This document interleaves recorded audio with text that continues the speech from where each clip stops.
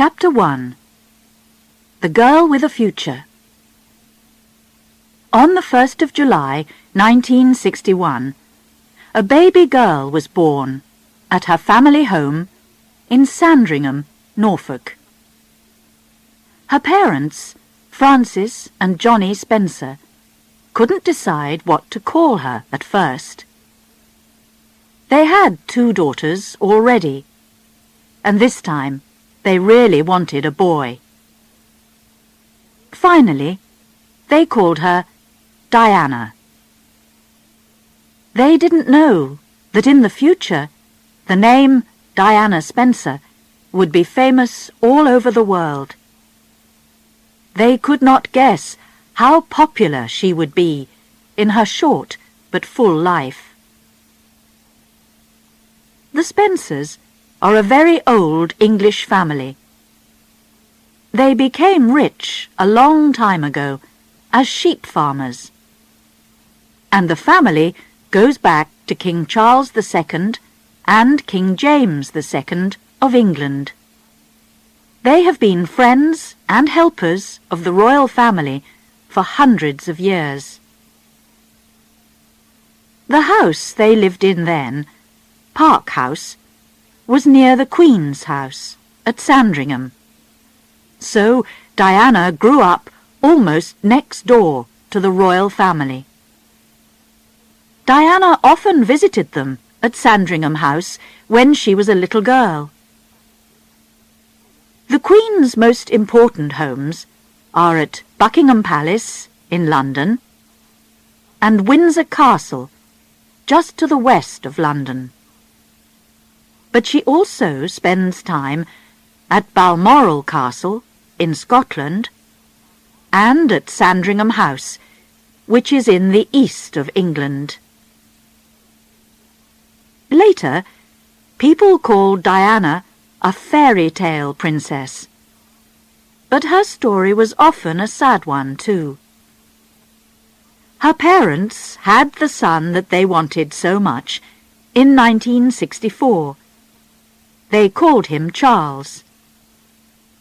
But their marriage was unhappy, and soon terrible fights began. When Diana was only 6, her mother, Frances, ran away with another man, Peter Shand Kidd. For a long time, the children could only visit their mother at weekends. Frances very much wanted her children to live with her, but their father was against the idea, and so they stayed at Park House with him. Other women came to the house to look after the children, but they didn't usually stay long. The children made trouble for them. They threw their clothes out of the window or locked them in the toilet. The 2 smallest children, Charles and Diana, were really unhappy.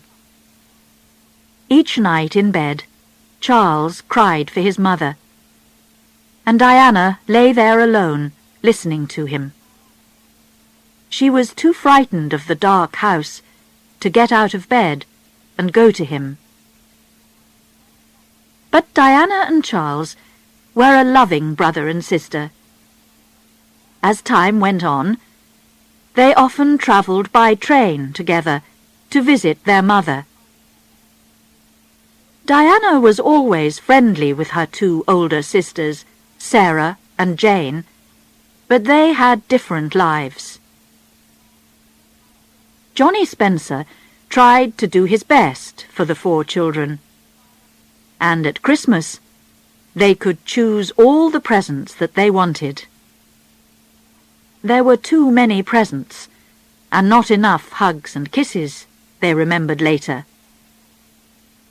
Diana loved her father and wanted to look after him.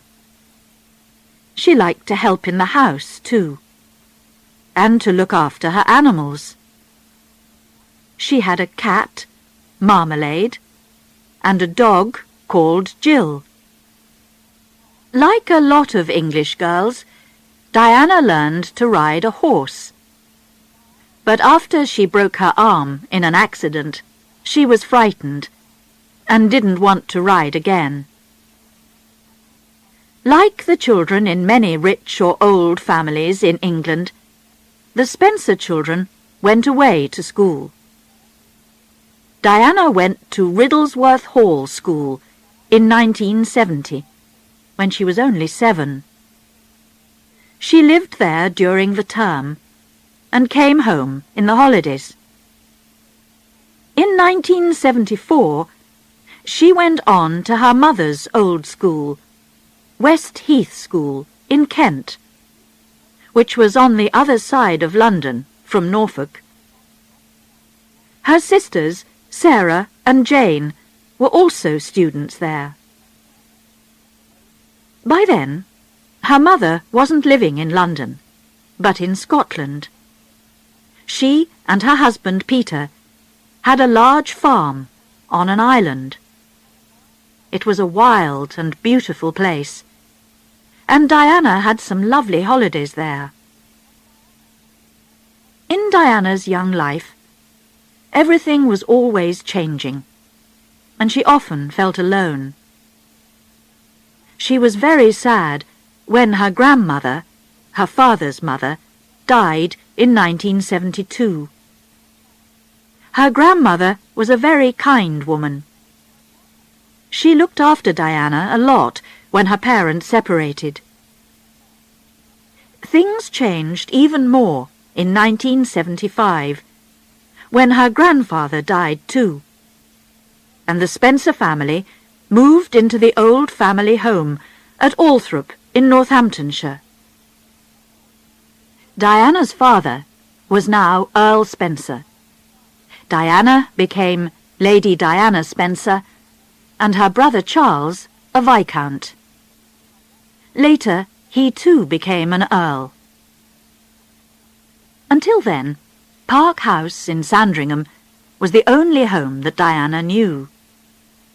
She didn't like going to Sandringham House to visit the royal family much. She felt strange in the royal house. But she loved Park House, with its friendly rooms and its big garden. She could go swimming in the pool there, play tennis, or hide in the treehouse. The children didn't really want to live at Althorp. They didn't enjoy their visits there when their grandfather was alive. The house was large, dark, and frightening, with lots of old family pictures on the walls. But as they grew up, they liked it more. They enjoyed having their friends to stay. It was a good house for parties. At school, Diana made plenty of friends. She was a good student, not especially clever, but she enjoyed her lessons. She liked English and painting, but she was best at dancing and swimming. It was soon clear that she would never go to university, but she was helpful and kind. She even won a cup for helpfulness. As part of the school's charity program, Diana began to visit old or ill people in the town near the school. Usually she talked to them or helped with their shopping. This is perhaps where her love of charity work began. But she was not always quite so good. Once she got into real trouble when she left the school at night. She planned to meet a friend outside the school to get some sweets from her. One of the teachers found her empty bed and called the police. The head teacher was very angry, but her parents were secretly amused. When Diana left West Heath School, she was 16. At first, she didn't know what to do. Life at home was changing again, because her father had a new wife. Her name was Rain, and she was the daughter of Barbara Cartland, a famous writer of love stories. Diana and her brother and sisters were not very pleased about the marriage. They didn't want Reine as their second mother, and were always fighting with her. But Johnny loved his new wife, and they were very happy together. And in the end, Diana was pleased that Reine was there to look after her father. In 1978, a year after the marriage, Johnny became very ill. The doctors thought that he would die. Reine nursed him back to health, but it was a long time before he was better again. A little earlier, in 1977, Diana went off to a very expensive finishing school in Switzerland because she didn't want to stay at home. Girls from rich families went there to learn to cook, to speak French, and to look after a home. Diana only stayed there for 6 weeks, then decided that she wanted to go back to England to work. In the past, girls from important families like the Spencers never worked for money. But times were different now, and Diana wanted to be like other girls of her age. "I can easily find a job," she told her father. He bought her a very nice flat in Coleherne Court, Kensington, in the centre of London. She asked a few friends to come and live with her. One of them, Caroline Pride, was an old school friend of hers. This was the beginning of a really happy time for Diana. She was young and pretty.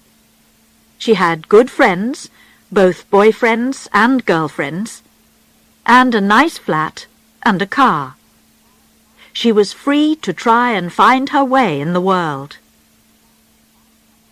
What could she do for a job? She loved children, and so she began to look after babies and small children for her sister's friends. Sometimes she cleaned their houses too, or cooked meals for them. She studied cooking again in London. She was good at Russian soup. But she and the girls in the flat ate chocolate most of the time. Then she found a job at the Young England School for Little Children. Here she was very happy, and her bosses were very pleased with her work. She was calm and kind with the children, and always gave them plenty of love and hugs. Soon there would be love in her life too. She would find her prince and fall in love.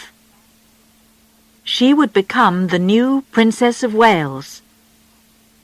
She didn't know this, of course, but she did feel that she was getting ready for something special. Diana went to parties, and she had a lot of friends, but she was never serious about a man at that time. "I had to keep myself tidy," she said later, "for what was coming." Chapter 2. A Fairy Tale Wedding. Prince Charles was taking a long time to choose a wife. He was already 32. He always had plenty of girlfriends. Diana's sister Sarah was once his girlfriend, but he couldn't decide who to marry. Charles was the future King of Britain, so he had to choose well. Not every beautiful woman makes a good queen. Life in the royal family can be very hard. The royals spend a lot of time in public. She must also be a girl from a good family, and Charles must be her first lover.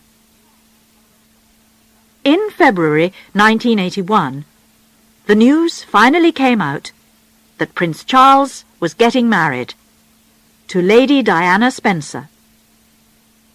The photos in the newspapers showed a pretty, quiet girl with a sweet smile, and the reporters soon began to call her Shy Di. Diana was the first English girl to marry a Prince of Wales for 500 years. And in private, Prince Charles said that the Spencers were more royal than the royals. It seemed that Diana and Charles were perfect together. People in Britain began to look forward to a fairy tale wedding. Diana grew up with the royal family, but for a long time she didn't really know Charles. There are a lot of families in the royal circle, and also Charles was 12 years older than her. He was already a young man when she was still a child. But when Diana was 16, they met at a country house party. She was only a schoolgirl, and Charles was more interested in his dog and his sport than in her. But from that time, Diana put a photo of Charles by her bed. They met at a few more parties, but it was only in July 1980 that Charles began to look at Diana with new eyes. They were both staying with friends in the country. In the evening, Diana sat next to Charles outside in the garden. She was telling him that she saw him at a funeral a year earlier. "You looked so sad," she said. "I thought, it's wrong that you're alone. You need someone to look after you." Charles's heart opened to her, and from then on he was seriously interested in her. He asked her out for an evening of music, with supper later at Buckingham Palace. But he didn't give Diana much time. She only had 20 minutes to wash her hair and get ready. "Maybe you'll be the next Queen of England," a friend told her. Diana only laughed. Then Charles asked her to go to Balmoral for the Braemar Games, the Scottish sports which happen every September. Diana's sister Jane was now married to Robert Fellows, the Queen's personal secretary. They had a small house in the Royal Park at Balmoral, and Diana stayed there with her sister and husband. Prince Charles phoned her every day, and they went for walks together. Until then, no one guessed that the prince had a new girlfriend. But one day, Charles and Diana were fishing down by the River Dee. Suddenly, they noticed someone on the other side of the river. It was a reporter from a newspaper looking for royal news. Diana quickly ran to hide behind some trees and used a mirror from her handbag to watch him. Two other photographers hurried to the same place by the river. They were all very excited, trying to see this new woman in Charles's life. Diana escaped from them that day, but soon the reporters knew her name, and it was in all the newspapers.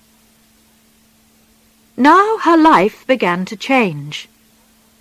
The public wanted to know all about her, and paparazzi followed her everywhere. They followed her in her little red mini-metro car. They phoned her in the middle of the night and waited for her outside the Young England school. Even when she agreed to a photograph, they still made trouble. The light was shining behind her skirt and showed all of her long, beautiful legs. It was a very difficult time for a shy young girl, and the royal family didn't help her. Even Charles was not amused by the photograph. Diana began to understand that even famous and popular people can be very much alone. When Prince Charles finally asked her to marry him in February 1981, she agreed. She arrived back at her flat very happy that night. Her friends were waiting for her. They knew that it was something special.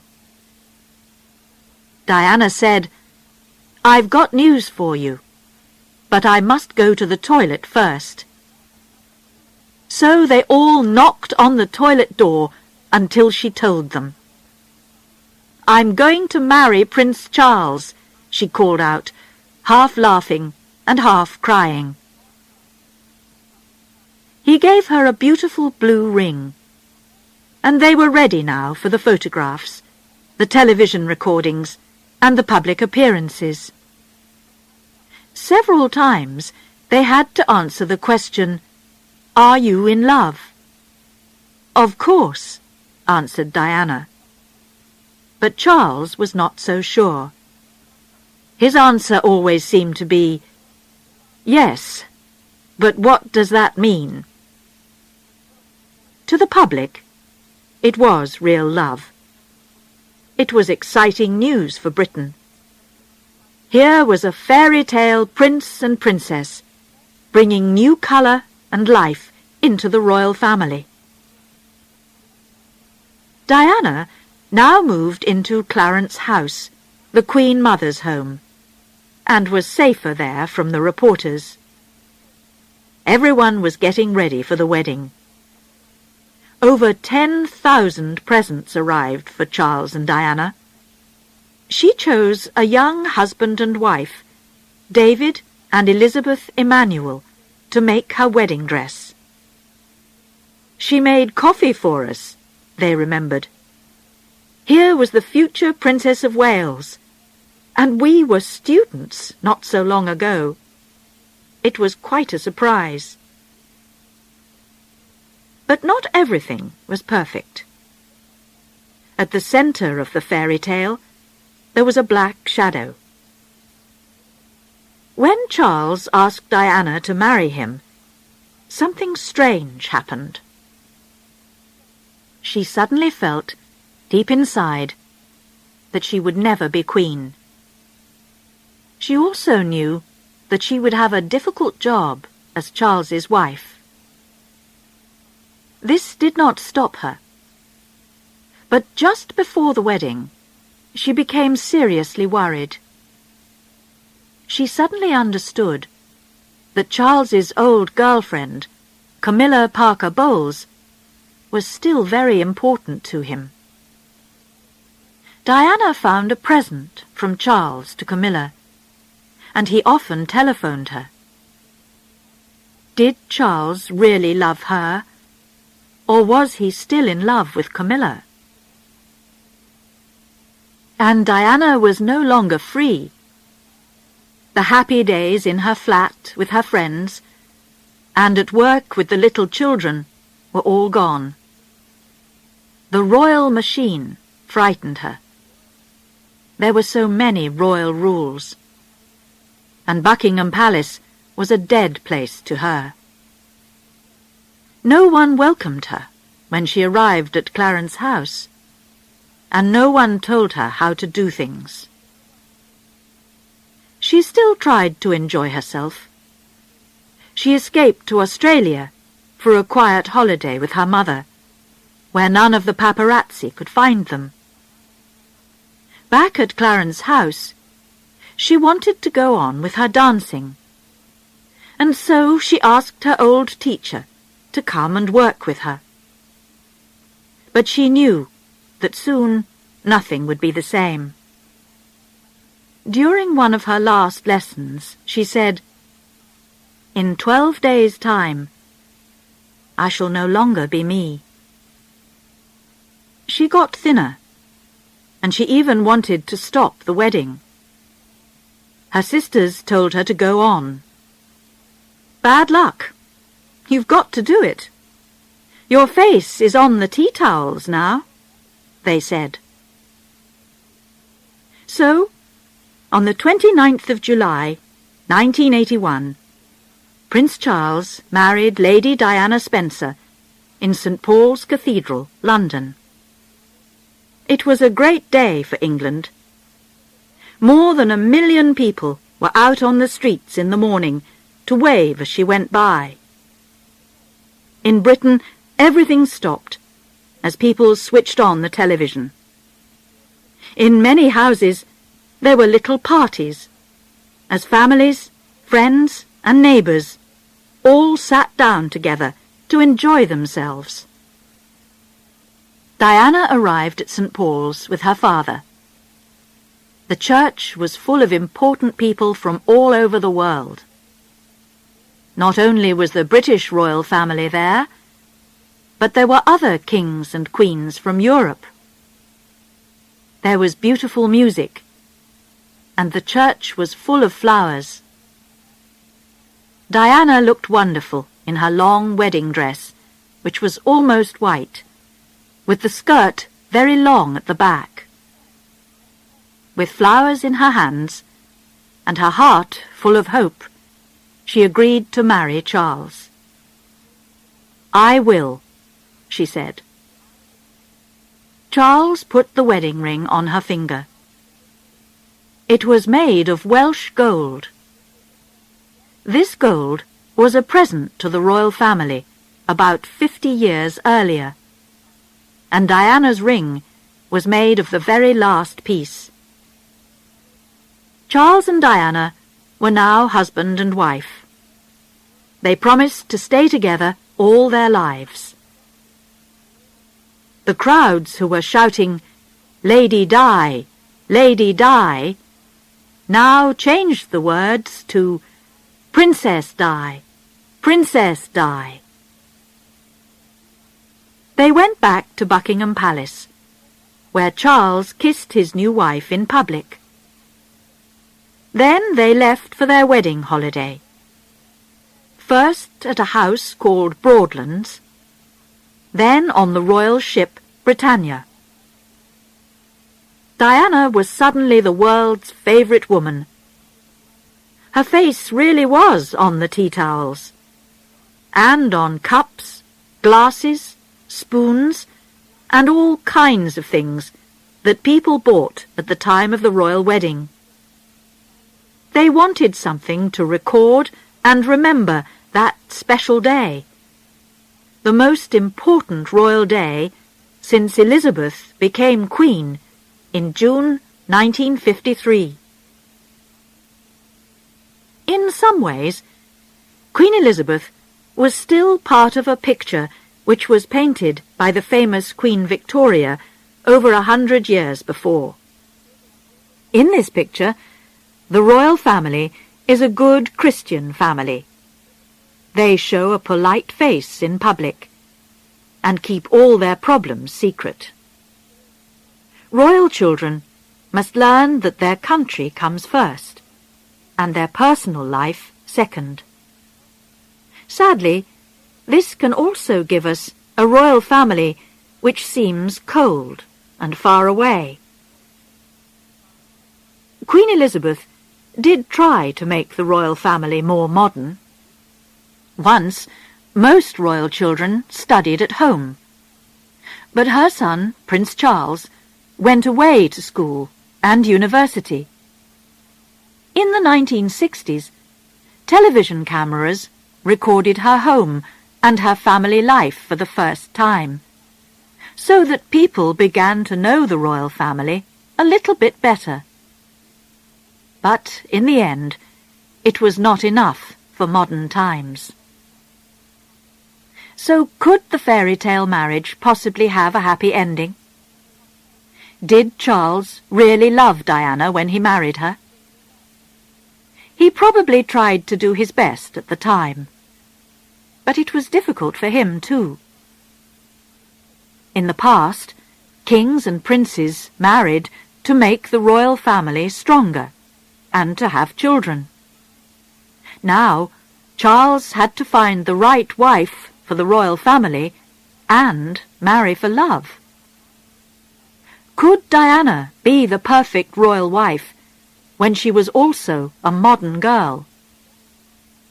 In 1981, we didn't ask ourselves these questions. We all wanted to enjoy the fairy tale while we could.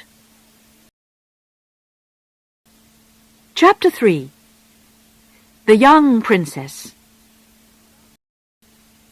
In her new marriage, Diana was like a young bird who was learning to fly.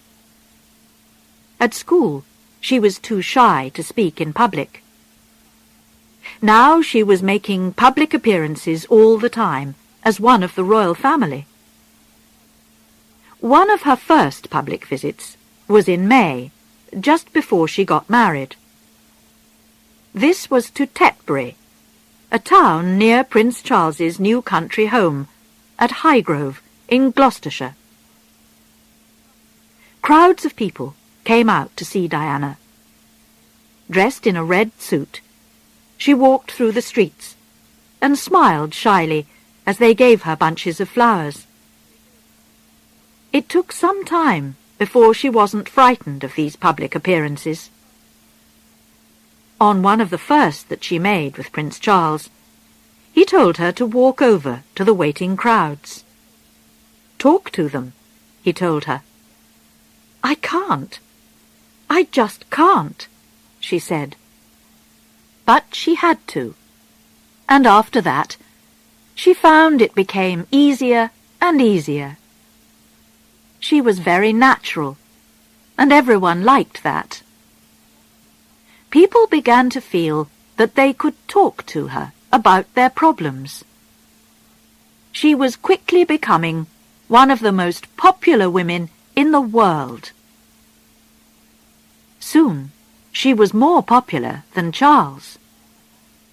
He wasn't very pleased by this. "I'm sorry I'm not my wife," he said once or twice to the crowds when he made visits alone. Everyone loved Diana because she was young and beautiful. During her first few years as a princess, she learnt how to dress well, and people became interested in her clothes. After every appearance, the reporters described what she was wearing. There were photos in the newspapers recording all her different dresses. Before she got married, she still looked very young. Her face was round, and her clothes were nothing special. And when she first became Princess of Wales, she still didn't always dress well. Sometimes she wore dresses and hats that were too old for her, like those for a 45-year-old woman. Then she became the well-dressed Diana that we remember today. She chose a lot of wonderful clothes: dinner dresses, dance dresses, trousers, and suits. She learnt to dress for all kinds of different appearances, for special visits, for sports, or for travel. For public appearances, she had to wear clothes that were comfortable as well as beautiful. She also had to remember how her enemy, the wind, could blow those clothes about. Diana began to buy from famous British clothes makers, which helped the clothes business in Britain. Some of her favourites were Bruce Oldfield, Zandra Rhodes, and Catherine Walker. Sometimes she chose bravely. A low-cut, short black dress, for example. But she could also look like the perfect English rose in a pink, well-cut suit or a long white dance dress. With her long legs, fair hair, and wonderful smile, she could look good in almost anything. Then Diana became a mother too. Before the baby was born, she felt sick a lot of the time. But she was healthy, and on the 21st of June, 1982, she went into St. Mary's Hospital, London, to have her baby. Charles stayed with her there, and the Queen's private doctor looked after her. At 9:03 p.m., the new prince was born. Crowds were waiting outside. "Nice one, Charlie," they shouted when they heard the news. "He's got fair hair," the proud father told them. At first, the new parents couldn't agree on names. Charles wanted to call the baby Arthur, but Diana preferred William.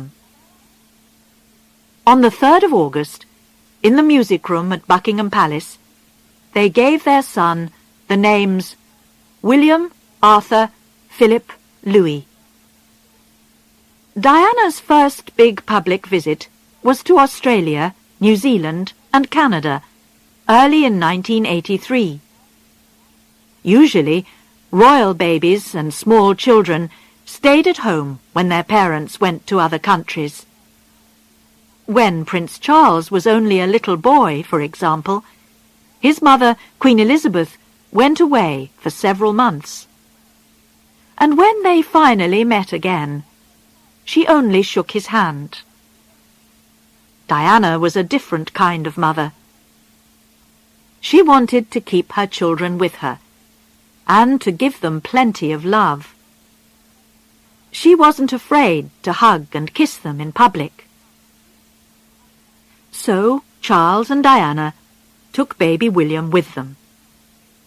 Great crowds came out to see the Prince and Princess of Wales, and Diana quickly became popular in those countries too.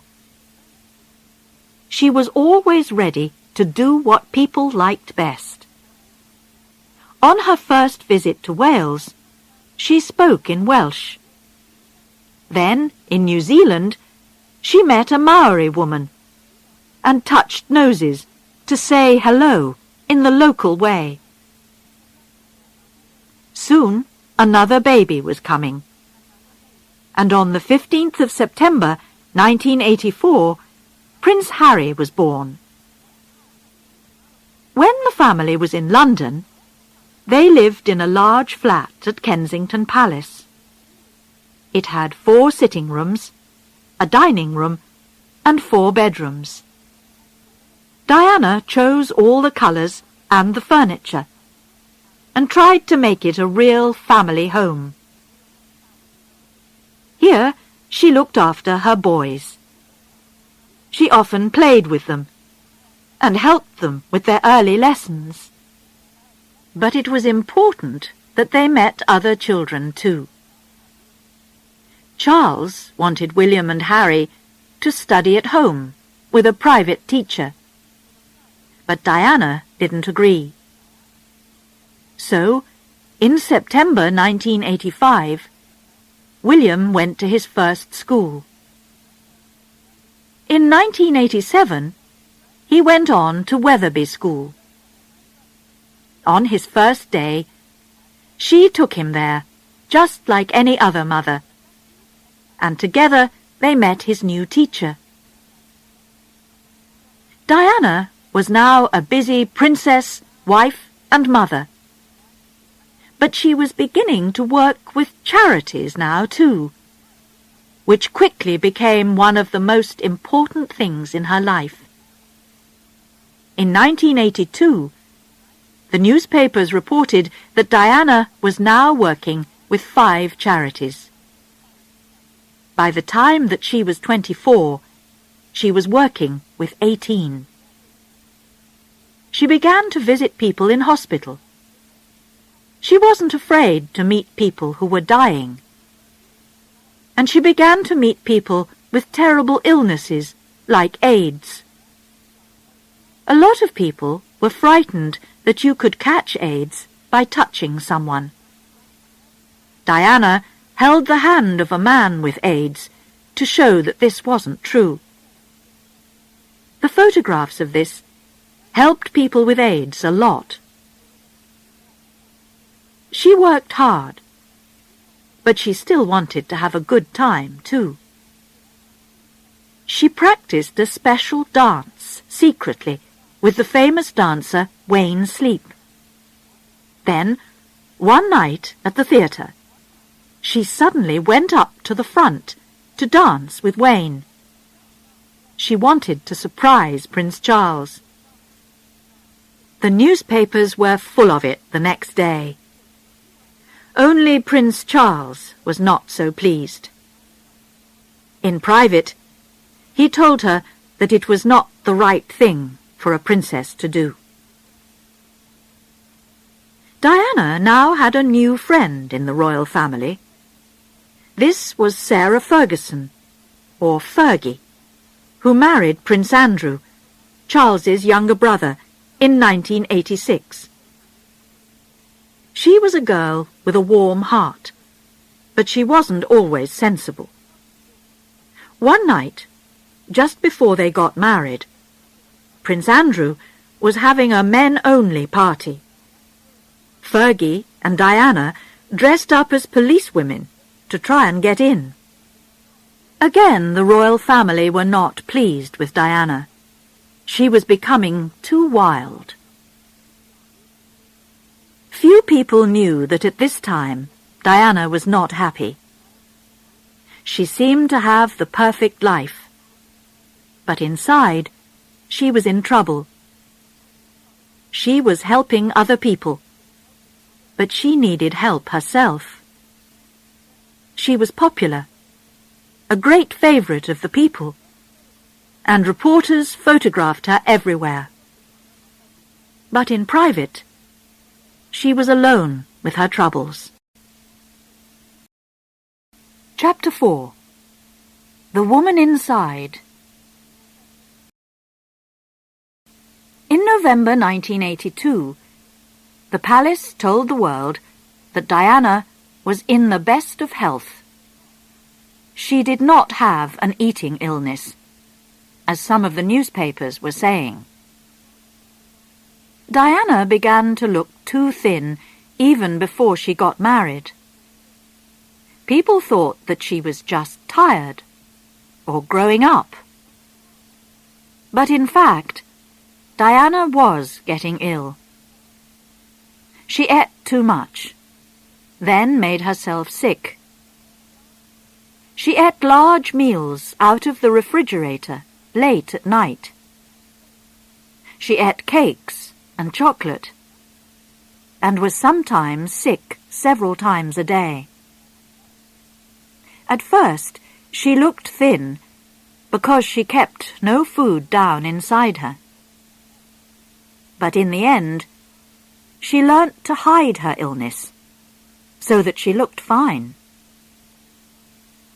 In January 1982, Diana fell down some stairs when her first baby was on the way. It wasn't in the newspapers until a few weeks later. It was an accident, the palace said. It was only a few stairs. The doctor visited her, and she was fine now. There was nothing to worry about. But Diana tried to kill herself that day. Life was too much for her. She felt sick all the time before William was born, and her new job in the royal family was very difficult. Most of all, she felt that her husband wasn't really interested in her. On that day, he wanted to go out horse riding, and he wouldn't stay to talk to her. After William was born, she felt very unhappy. This happens to many women, of course, for a short time after they have babies. But Diana got worse, not better. She sometimes cut herself with a knife, and tried several more times to kill herself. She was probably crying out for help.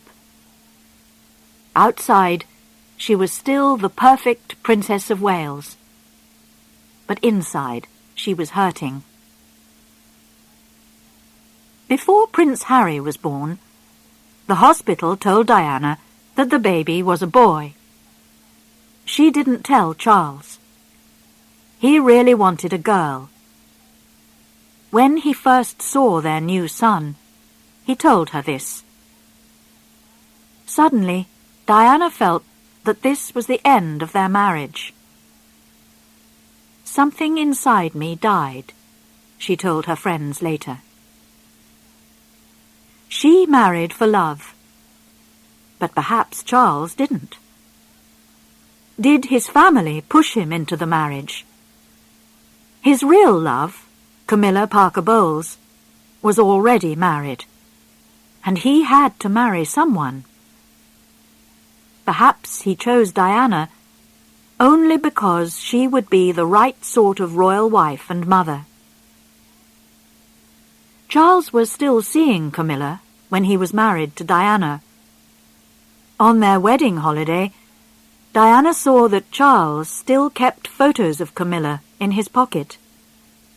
And during the marriage, Charles still gave Camilla presents, and often telephoned her privately.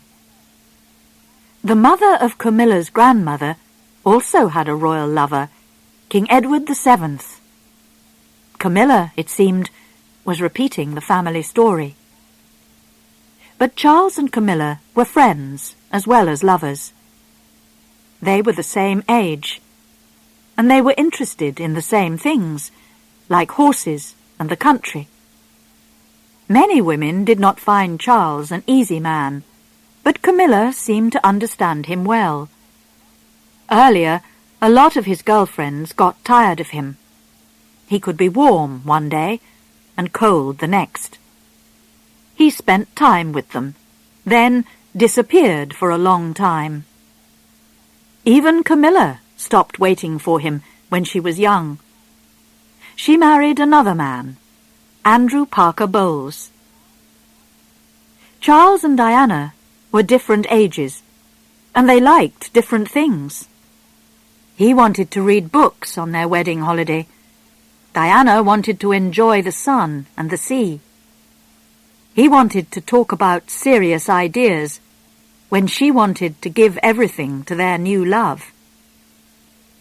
It was soon clear to them both that they thought and felt very differently. In public, they were still husband and wife, but in private, they were sleeping in separate bedrooms. People were beginning to see that all was not well. In Canada, in 1986, Diana fell down in public because she was so ill and unhappy. The same year, Prince Charles came home early from their holiday in Mallorca. Then, in 1987, he went up to Balmoral alone for a month. He told the reporters that he had a lot of work to do there. Diana was working hard for the royal family and the country, but she was still very unsure of herself. She was always waiting for Charles and the royal family to say, "Well done." They never did. But in 1988, life began to change for her. She found that she could be strong. A terrible accident happened when she and Charles were on holiday in Switzerland with a group of friends. Snow came down from the mountains and killed Hugh Lindsay, one of their best friends. Diana was in bed with a cold at the time. One of Charles's secretaries arrived back at the house with the terrible news. Diana decided what she needed to do. She put all Lindsay's clothes into his suitcase. She and Charles flew back to England with the body. Then Diana looked after Hugh Lindsay's wife, Sarah. The Lindsays only got married a few months before the holiday, and Sarah was having a baby. And then Diana decided that it was time to help herself too. Caroline, her old school friend, said, I'll give you an hour. If you don't go to a doctor, I'll tell the world about your illness." Diana went to see a special doctor for help with her eating illness.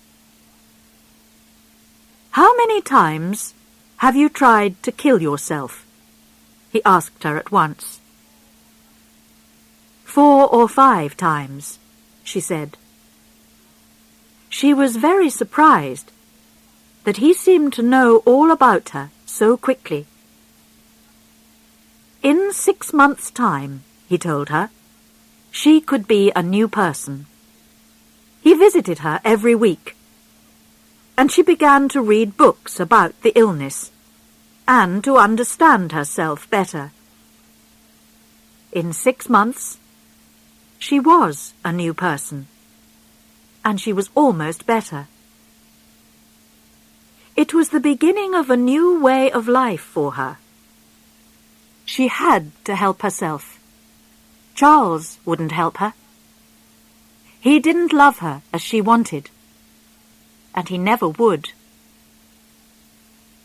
She also learnt to give her love to the poor and ill people that she met through her charity work.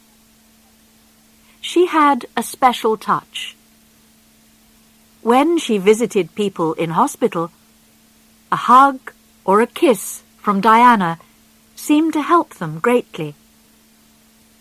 Sometimes she continued to visit people for a long time until they were better. She often wrote them kind letters later. A lot of her charity work was with children, and she was always happy and natural with them. At home, it was the beginning of the war between Diana and the royal family. It was difficult for people who worked for Charles and Diana. They had to decide which side they were on. You had to be a Charles person or a Diana person. If you tried to be both, you quickly got into trouble. Diana began to think of Charles's people as the enemy. They now lived 2 separate lives in the family, too. There was Diana's life and Charles's life. This was true even for the boys. When Diana took them out, they went to modern places that children like, water game parks or the cinema. They usually wore ordinary clothes, like jeans and t-shirts. With Charles, they wore more grown-up clothes and did country things that he enjoyed, like fishing. The public began to think worse of Charles when Prince William had a serious accident at school in 1991. Diana stayed at the hospital with him all night, but Charles went off to the theatre. How could he do that? People asked. What sort of a father is he? Charles loved his sons too, but perhaps he didn't understand how to show it. He did try to do better after that, but many people were beginning to prefer Diana. But not everyone. She's ill, some people were saying. She needs to be in hospital. Or she's trying to hurt the royal family. They must stop her. Diana was beginning to make a new life for herself. It was difficult, and she was often unhappy, but it was the only way out. Chapter 5. The New Diana. The Queen called 1992 a terrible year. It began badly for Diana, too. On the 29th of March, her much-loved father died. She was on holiday in Austria, and she flew home at once for the funeral. Prince Charles flew back with her to England, but she went to the funeral alone. The newspapers, of course, were quick to notice this. It was a month for royal stories. The palace told the world that the marriage of Prince Andrew and Sarah Ferguson was over. Then a new book came out about Princess Diana. Diana, Her True Story, by Andrew Morton.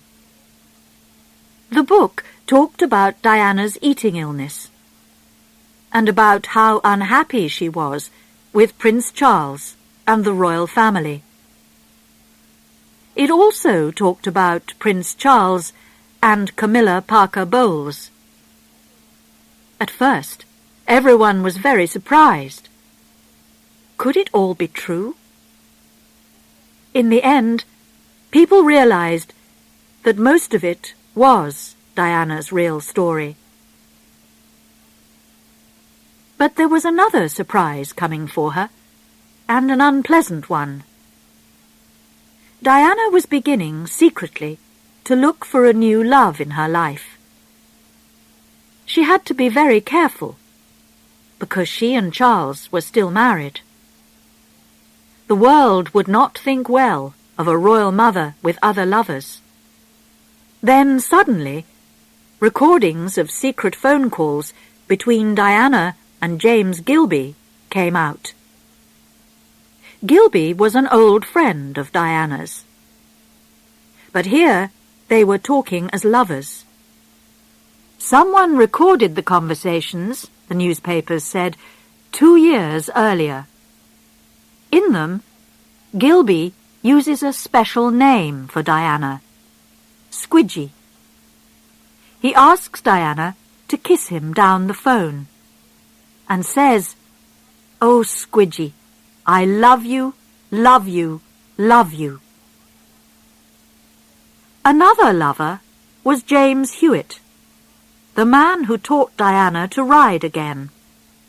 She was still afraid of horses after her accident as a child. Will Carling, the sportsman, and his wife ended their marriage because of Diana. Then there was Oliver Hoare, who sold paintings. Someone began to make silent phone calls to his home. Perhaps it was Diana, unhappy because Oliver didn't want to talk to her.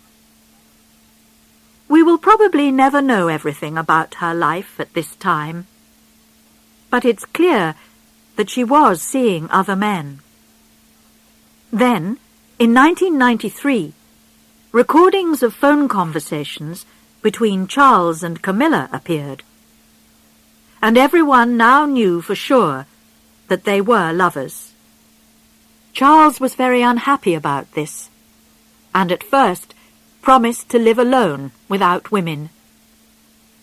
A year later, he talked about it all on television, but he didn't stop seeing Camilla. In the photos of 1992, Diana is often alone.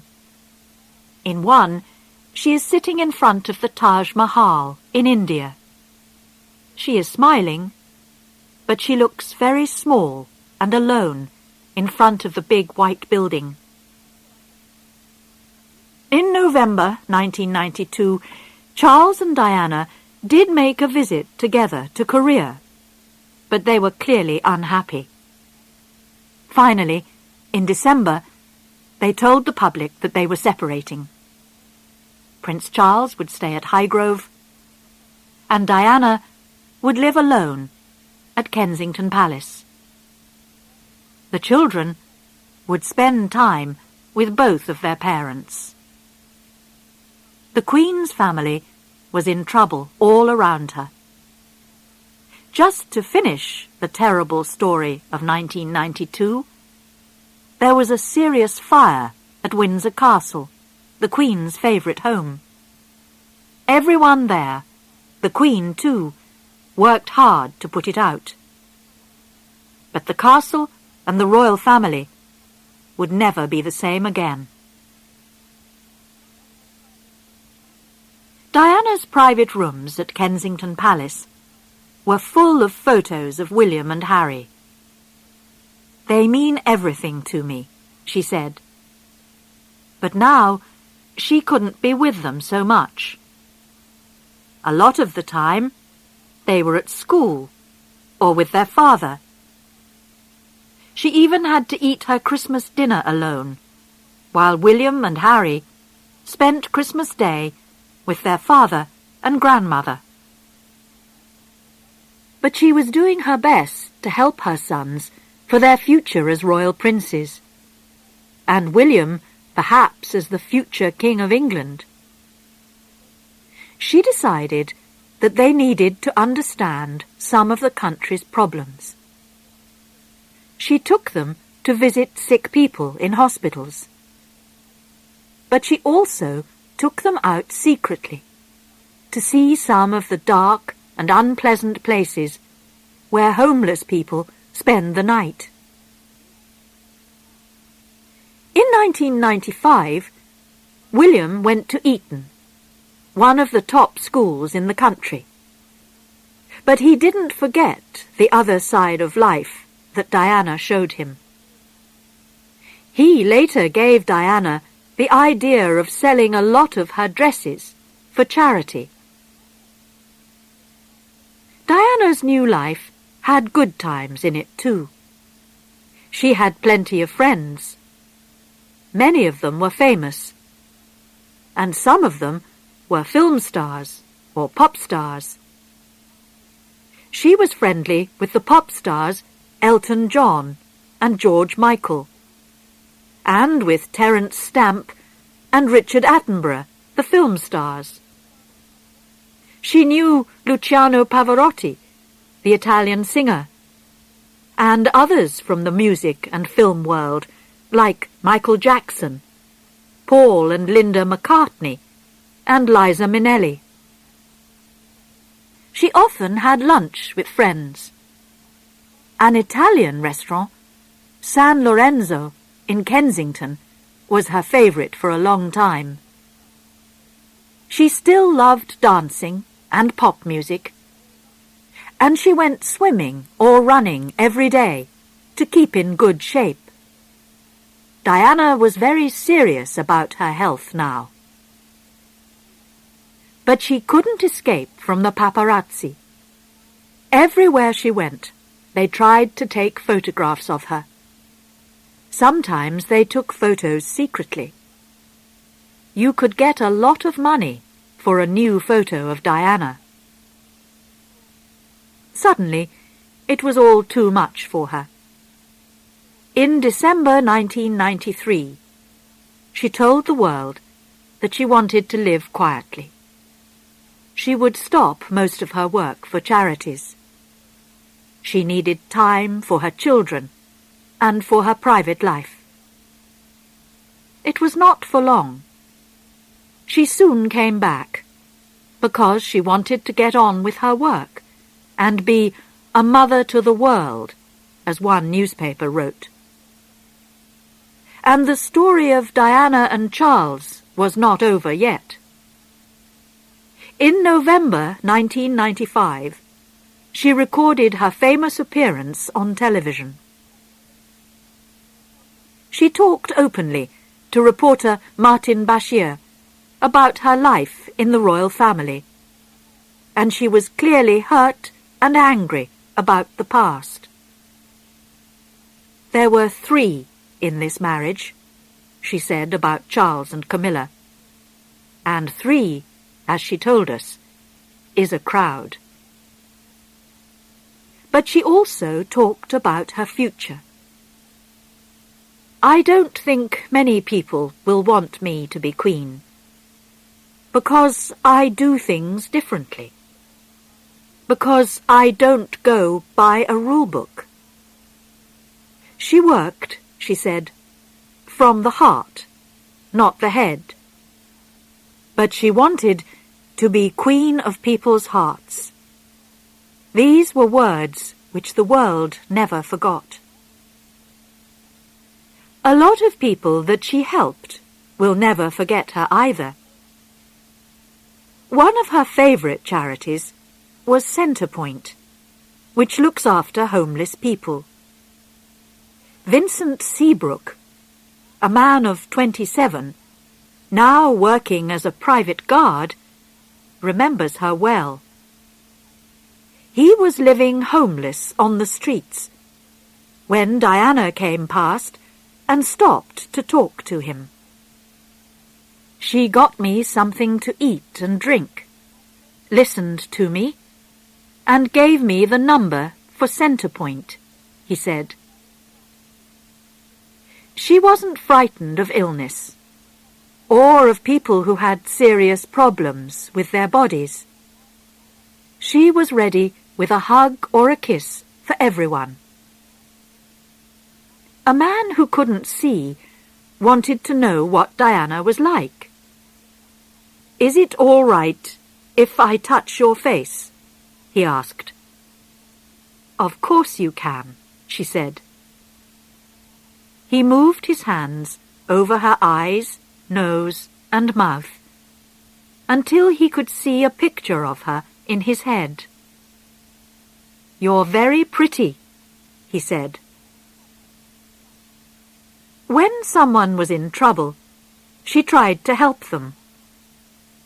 Once in hospital, she heard a woman crying. The woman's son, Dean, was badly hurt in a car accident.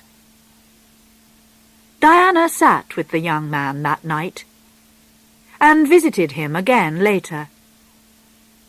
She even went to his house when he was better and met his children. "What shall we call you?" they all asked. "Just Diana," she said. She often visited children's hospitals, like Great Ormond Street Hospital for sick children. Victoria Hemphill, a young girl with a serious heart problem, felt that the princess was her special friend and kept photos of Diana by her bed. Diana often talked to her about William and Harry, and the boys wrote to her. "Dearest Victoria, I wanted to send you lots of love while you were in hospital," began a letter from Prince Harry. Diana had time for her friends who were in trouble too. She helped a friend called Rosa when her baby died, and gave time to another friend, Cosima, when her marriage ended. She knew what it was like to feel hurt inside. She still travelled to other countries. In 1994, she visited Zimbabwe in Africa. Photos show that she helped to give out lunch to children in a special school. She visited hospitals in Pakistan. In India, she became friends with Mother Teresa, who was famous for her work with poor people who were dying on the streets. Diana once said, "I'm not frightened of dying, if I can die happy." Chapter 6. Her Last Days. After Diana's marriage finally ended in August 1996, she was a rich woman with over £17 million. But she wanted to go on working. She especially wanted to stop the use of landmines. She visited Angola and Bosnia, where there are still terrible problems with landmines after the wars there. She met people who lost legs or arms from these landmines. Not only men, but little children too. When she spoke out against the landmines, not everyone agreed with her. But Diana was still ready to speak from the heart. She had a good summer in 1997. She visited her brother, Charles, in South Africa. She spent her birthday there and enjoyed a holiday with Charles and his family without any of the usual trouble from the paparazzi. There was only one sad time in the middle of July, when she went to Italy for the funeral of her friend Gianni Versace, the famous clothes maker. Something very special was happening in Diana's life that summer too. She had a new boyfriend. This was Dodi Al-Fayed, a filmmaker who was 42. The Al-Fayeds are a Muslim family from Egypt, but they live in England. They are very rich. The famous London shop Harrods and the Ritz Hotel in Paris belong to Mohammed Al-Fayed, Dodi's father. The Al-Fayed family and the Spencer family were already friends. Diana first met Dodi about 10 years earlier, but they didn't become good friends until she went on holiday to France with the Al-Fayed family in July 1997. Harry and William went too, and they all had a wonderful time.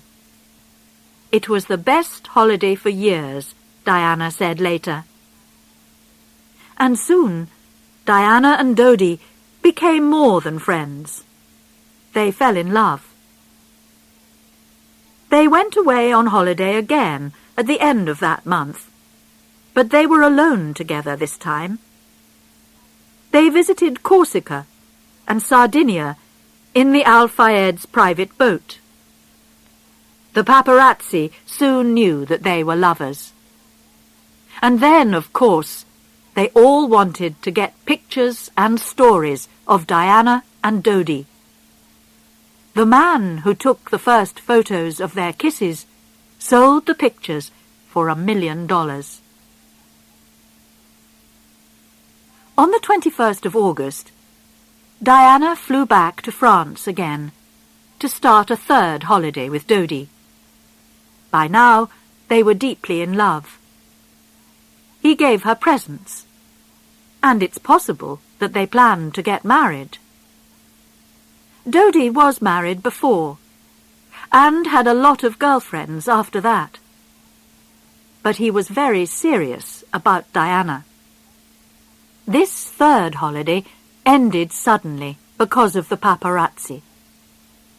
When their boat arrived at Sardinia, the photographers ran after Dodi and Diana everywhere. They even found them at a hotel where they were staying secretly. That was enough.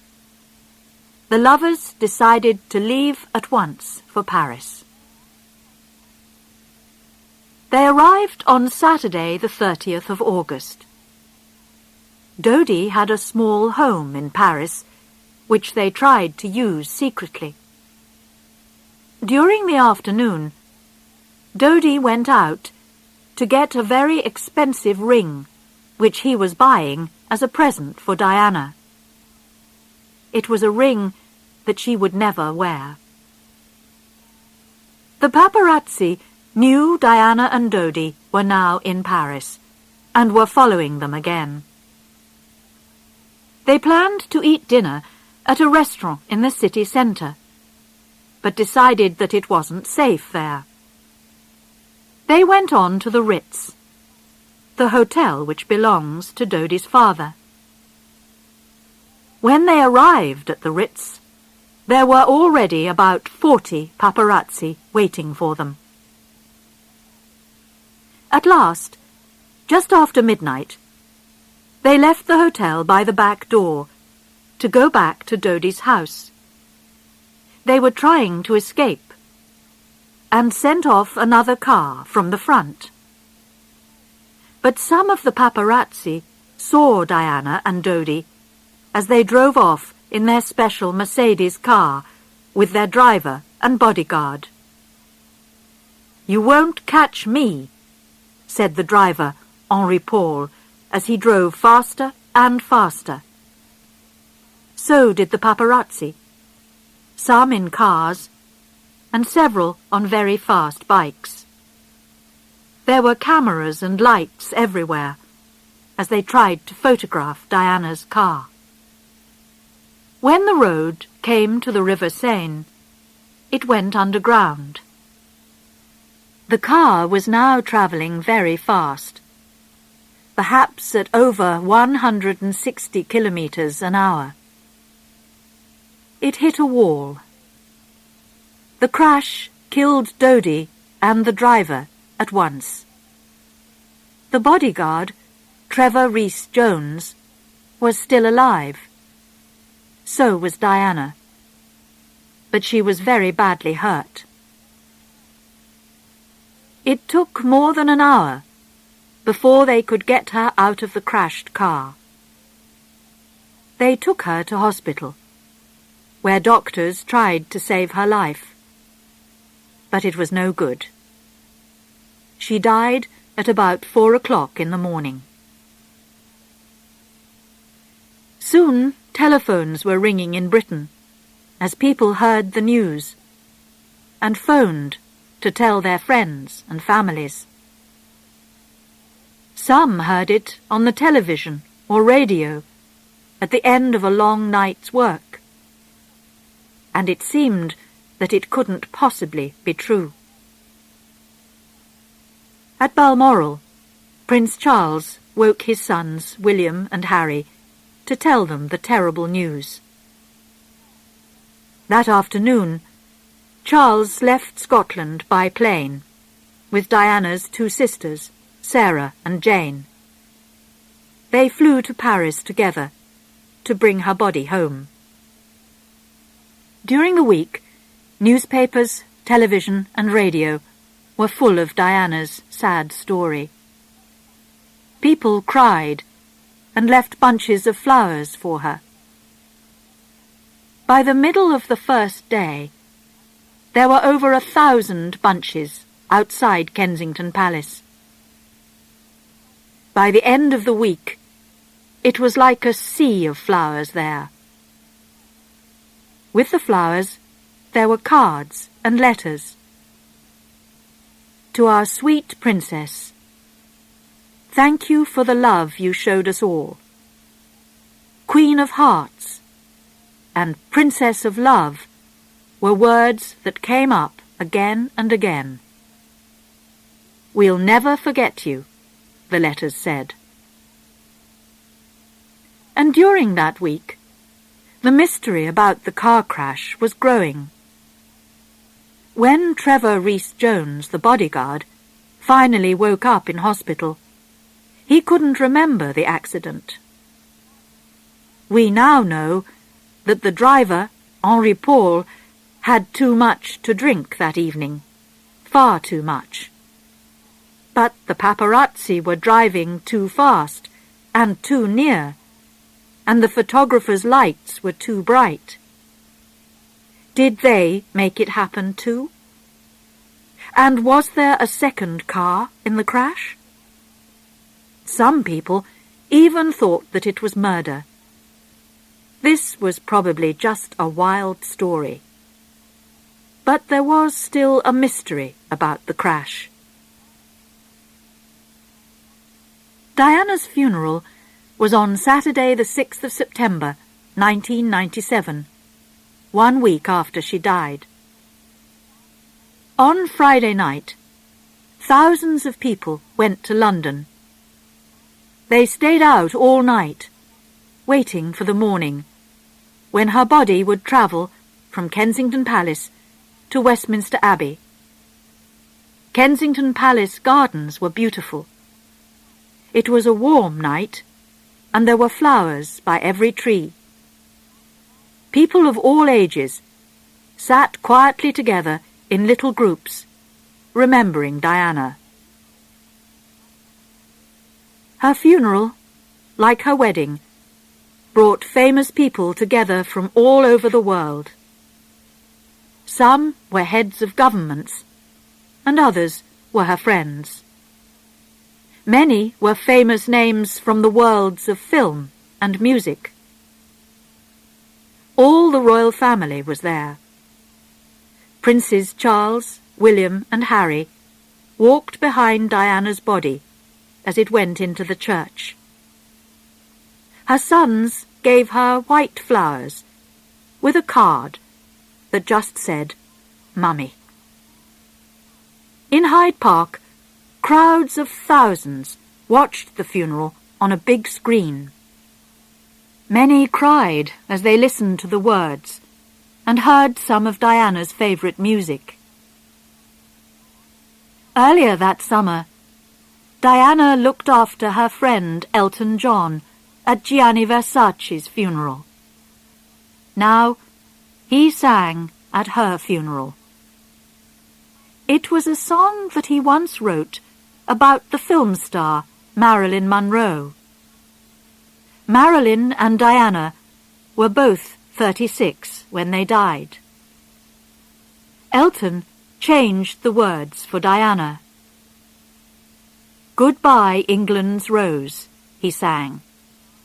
"She would always grow in our hearts." Then her brother Charles spoke about Diana. He remembered how kind and beautiful she was. "Today is our chance to say thank you.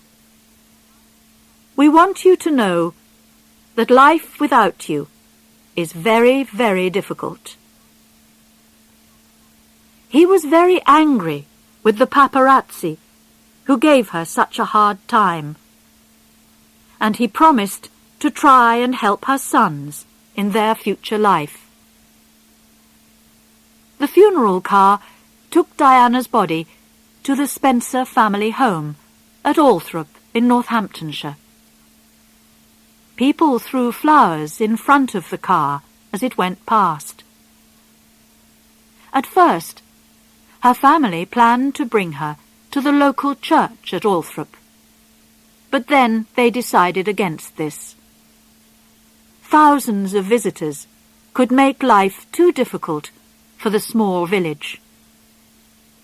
So finally, they took Diana to a small island in a lake in the gardens of Althorp Park. Here her body lies in private, but once every year, visitors can come to see the place where she rests. Diana's life is over, but her story is not. The way that she lived and died will change many things. Her life showed a new road for the royal family to take. She showed them a way to be nearer to the British people and to help with real problems in the modern world. When she died, we all remembered that life can be very short. Every one of us has to do our best with the time that we have. "It's important to show love," said Diana. We need to remember this too.